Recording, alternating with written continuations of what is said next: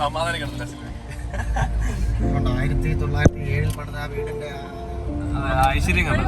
അത് മെയിൻറ്റെയിൻ ചെയ്തേക്കുന്നത്, ഇതേപോലെ മെയിൻറ്റെയിൻ ചെയ്തേക്കുന്നത് വലിയ കാര്യമല്ലേ. അതേപോലെയൊക്കെ നമ്മുടെ ചരിത്രങ്ങളൊക്കെ എന്താ പറയുക, കാത്തു സൂക്ഷിക്കേണ്ട ഒന്ന് തന്നെയാണ്. എങ്കിൽ പോലും ചില പുതിയ ബിൽഡിങ്ങുകളൊക്കെ വരണം അല്ലേ. ഇപ്പോഴത്തെ ബിൽഡിങ് വന്നു കഴിഞ്ഞാൽ വളരെ കാലത്തൊന്നും നിൽക്കത്തില്ല. കാരണം ഇപ്പോഴത്തെ സിമെന്റ് കാർഡിയും ചരലില്ല.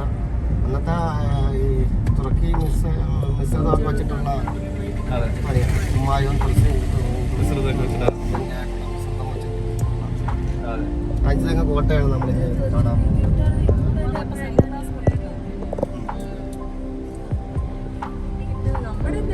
ഇത് പിന്നെ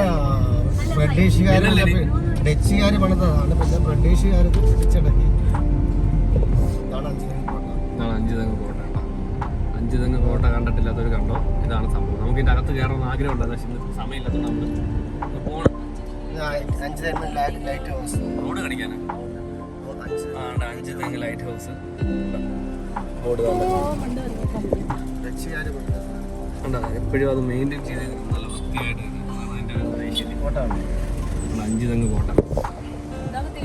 കേരളത്തിലെ ഈ കോട്ടയുടെ 4 സൈഡും ടണലുണ്ടായിരുന്നു. പക്ഷെ ആ ടണല് അതൊക്കെ എല്ലാം ബ്ലോക്ക് ചെയ്തതാക്കി ഇതാണ് അഞ്ചുതെങ്ങ് കോട്ട. വേണമെന്നുണ്ടെങ്കിൽ പാർട്ടി വേണ്ട ഇനിയിപ്പോൾ സമയമില്ലാത്ത നമുക്ക് പോവാം. ഒരു ആയുധപ്പരയാക്കി മാറ്റി. അതെ, ബ്രിട്ടീഷുകാർ പിടിച്ചടക്കി ആയുധപ്പരയാക്കി മാറ്റി. അതാണ് അഞ്ചുതെങ്ങ് കോട്ട.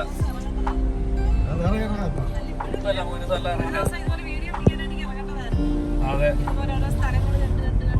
ഇറങ്ങി പോയിരുന്നു. അപ്പൊ നമ്മള് കാണാൻ പോണെയാണ് മുതലപ്പുഴ അല്ലേ ചാ? ആ കാണുന്നതാണ് മുതലപ്പുഴ. കാണുന്നില്ലേ? ആ കാണാൻ പോണെയാണ് മുതലപ്പുഴ.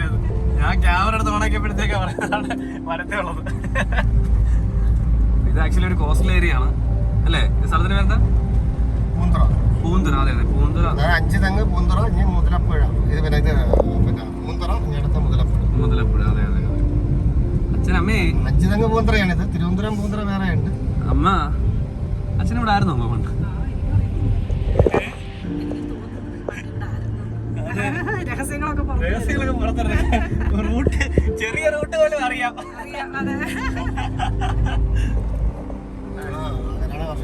അവിടെ പോയപ്പോഴും പറയണമല്ലോ. എവിടാ? മറ്റേ ഇതോ കൊടൈക്കനാലോ? അതന്നെ കൊടൈക്കനാല്. അപ്പൊ കൊടൈക്കനാല് പോയപ്പോഴത്തേക്ക് അതൊരു കഥയാ. മാഹിയിൽ പോയപ്പോ അതൊക്കെ ഒരു കഥയുണ്ട് എൻ്റെ അമ്മോ. അത് പിന്നെ പറയാം അടുത്ത ബ്ലോഗിൽ. ഇങ്ങനെ പതുക്കെ ഇവരൊക്കെ മിസ് ചെയ്യുമ്പോൾ അതിനകത്ത് ഞാൻ റൂമിരുന്ന് പറയാം. കേരളത്തിൽ ഏറ്റവും കൂടുതൽ മത്സ്യബന്ധന വള്ളങ്ങൾ അപകടത്തിൽപ്പെട്ട് മരണം സംഭവിച്ചു. ഇപ്പം ഈ അടുത്ത കാലത്തൊക്കെ ഭയങ്കര പ്രശ്നങ്ങളുണ്ടായിരുന്നു. ഇതിൻ്റെ ഈ പറയുന്ന പുഴയുടെ ഈ പറയുന്ന ഹാർബർ ഉണ്ടാക്കിയതിൻ്റെ എന്തോ ഒരു പാകപ്പിഴ ഉണ്ടെന്നാണ് പറയുന്നത്. ഇത് ഇടുങ്ങിപ്പോയെന്നോ അതുപോലെ തന്നെ ചെറിയ കടല് പോലും വലുതായിട്ട് വന്ന വള്ളങ്ങളൊക്കെ മറിയുന്നൊരു ഇതാണ്. അത് ഹാർബറാണ്. അതെ, അവിടെയൊക്കെ ഹാർബറുണ്ട്. ആക്ച്വലി നമുക്ക് ഇറങ്ങാൻ സമയമില്ലാത്തതുകൊണ്ട് ഇല്ല, വേണ്ട വെയില് വേണ്ട വീണ്ടും പണി നടക്കുകയാണ്. അതിന്റെ മെയിൻ്റെനൻസ് പണി നടക്കുകയാണ്. അതെ, അത് അവിടെ മണ്ണ് വീഴുക എന്തൊക്കെ ചെയ്തിട്ട് അവിടെ നിന്നാണ് ശരിക്കും അപകടങ്ങൾ. അടുത്തും വെള്ളം മുറിച്ച് ഒരാളെ കാണാതായി. മിക്കവാറും ചെറിയ കടൽക്ഷോഭത്തിന് പോലും ഇവിടെ അപകടങ്ങൾ സംഭവിക്കും. നമ്മൾ മുതലപ്പുഴ ഹാർബറും പാലവും ഒട്ടും ഒക്കെ കഴിഞ്ഞല്ലേ കേരളത്തില് ഇങ്ങനെ പൊക്കോണ്ടിരിക്കുകയാണ്. കേരളത്തിൽ എന്ന് പറയുമ്പോൾ നമ്മളിപ്പോൾ തിരുവനന്തപുരം ഡിസ്ട്രിക്റ്റിലാണ്. ഇപ്പൊ നമ്മൾ ട്രിവാൻഡ്രം ഡിസ്ട്രിക്ട് എത്തി. മുതലപ്പുഴ കഴിഞ്ഞു. അതെ, പെരുമാന്തുറയാണ് ഞാൻ പോകേണ്ടത്. പെരുമാന്തുറ കണ്ട, ഗൂഗിൾ മാപ്പിന് പോലും അറിയാത്ത സ്ഥലങ്ങൾ അച്ഛനറിയാം. കൊല്ലത്തുനിന്ന് നമ്മളിപ്പോൾ തിരുവനന്തപുരത്ത് വന്നാൽ ഇത്രയും ട്രാഫിക് ജാമൊന്നുമില്ല. സുഖമായിട്ട് വണ്ടി ഓടി വരികയാണ്.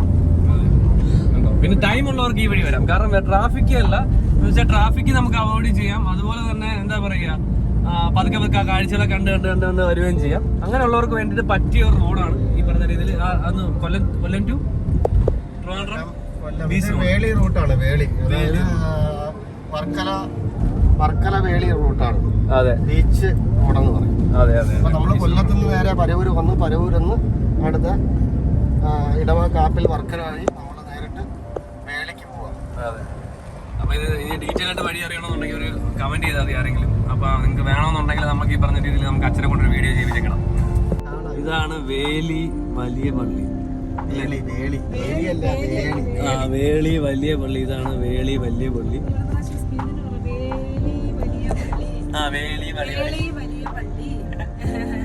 വേളി വലിയ എന്നൊക്കെ ആയിരുന്നു.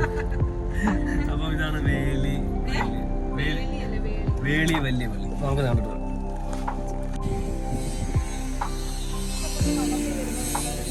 നമ്മളിപ്പം വേളി വലിയ പള്ളിയിലാണ് നിൽക്കുന്നത്. അത് ഇങ്ങോട്ടാണ് ഞങ്ങളുടെ യാത്ര. ശരിയും കൂടെ. നിങ്ങൾ അറിഞ്ഞോ ക്രിസ്മസ് കേരളത്തിലെത്തിയത്? ആരും പ്രതീക്ഷിക്കാത്ത ഒരു വാഹനത്തിലാണ് ഈ വർഷം ക്രിസ്മസ് അപ്പൂപ്പൻ നമ്മുടെ കേരളത്തിൽ എത്തിയിരിക്കുന്നത്. കാണണോ? നാട്ടെ ലാൻഡ് ചെയ്യുന്ന സ്ഥലമാണ്. അതെ, വേളിയിലല്ലേ? ആണല്ലേ? ഫോട്ടോ എടുക്കാം. ചിരിച്ചേ. ഓക്കെ, നല്ല നോക്കിയാ എടുക്കാം. ചിരിക്ക്. ഈ പിടിച്ചിറക്കണം. Hi bro. Merry Christmas. അത് ഹായ് അടിക്കാന്നു. അത് മേരി ഇറങ്ങി. അച്ഛനവിടെ ആരോ കത്തി വെച്ചോണ്ടിരിക്കും. അവിടെ ഇതാണ് പള്ളി അല്ലേ? യെസ്. ഞങ്ങളുടെ കേരളത്തിലേക്ക് സ്വാഗതം അല്ലേ? അപ്പൊ ഹാപ്പി ക്രിസ്മസ്. അതെ. രസം എന്ന് വെച്ച് കഴിഞ്ഞാൽ ഈ പ്രാവശ്യത്തെ ക്രിസ്മസ് ആഘോഷിക്കാൻ ഞാനില്ല. സർപ്രൈസ് ഒന്നും അല്ല. എന്തോ സർപ്രൈസാ? ഞാൻ ഇല്ല ഇവിടെ. ഞാൻ പോവാ. ഞാൻ ഇതെല്ലാം വിട്ടിട്ട് പോവാണ്. ഇത് ശരിയാവത്തില്ല. യൂട്യൂബും യൂട്യൂബ് വിടത്തില്ല. നമ്മളെ വിടിയിക്കത്തില്ല. നമ്മള് റീൽസും കാര്യങ്ങളും ചെയ്യും. നമ്മൾ ഇനി നമ്മുടെ കളികൾ അങ്ങ് ദൂരെ അല്ലേ? സർപ്രൈസ്. അപ്പൊ ഇപ്പൊ നമ്മൾ നിൽക്കുന്നത് കേരളത്തിലെ തിരുവനന്തപുരം ജില്ലയിലെ വേളി എന്ന സ്ഥലത്താണ്. അവിടുത്തെ വലിയ പള്ളിയിലാണ്. എന്താ പറയാ, നമ്മള് ചുമ്മാ വന്നേ ഉള്ളൂ കേട്ടോ. കണ്ടന്റ് ഒന്നുമല്ല, ഇവിടെ വന്ന് കണ്ടപ്പോൾ എടുത്തേ ഉള്ളൂ. അപ്പോൾ എനിവേ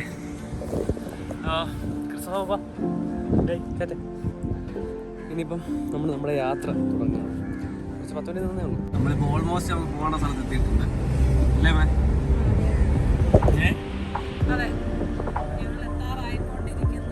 എവിടെ എത്താറായി? അപ്പം കാണിച്ചു. അപ്പൊ കാണുമ്പോ തന്നെ ഓൾമോസ്റ്റ് എല്ലാവർക്കും മനസ്സിലായി കാണും. നമ്മളിപ്പോൾ തിരുവനന്തപുരം ഇന്റർനാഷണൽ നമ്മളിപ്പോ ട്രിവാൻഡ്രം ഇന്റർനാഷണൽ എയർപോർട്ടിലാണ് നമ്മളിപ്പോൾ എത്താൻ പോകുന്നത്. അതെ അല്ലേ മോ? അതെ, കണ്ടപ്പോൾ തന്നെ ഓൾമോസ്റ്റ് എല്ലാവർക്കും മനസ്സിലായി കാണും. ട്രിവാൻഡ്രം ഇന്റർനാഷണൽ എയർപോർട്ടിൽ നമ്മളീ പറഞ്ഞ ഈ അന്താരാഷ്ട്ര യാത്ര ചെയ്യാൻ പോവാം. അന്താരാഷ്ട്ര അല്ല, ഇന്റർനാഷണൽ യാത്ര ചെയ്യാൻ പോവാം.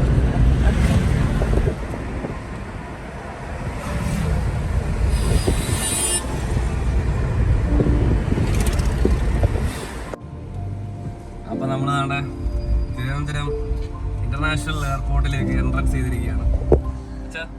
എന്താ പറയുന്നത്? പോയിട്ട് അച്ഛന്റെ മുഖം മാറി.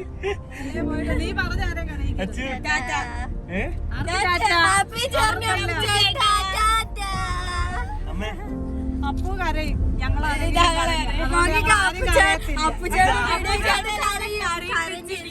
ഇത് ഞാനായിരിക്കത്തില്ല ആദ്യം കരയുന്നത്. ആദ്യം കരയാൻ പോകുന്ന ആരാ അറിയോ?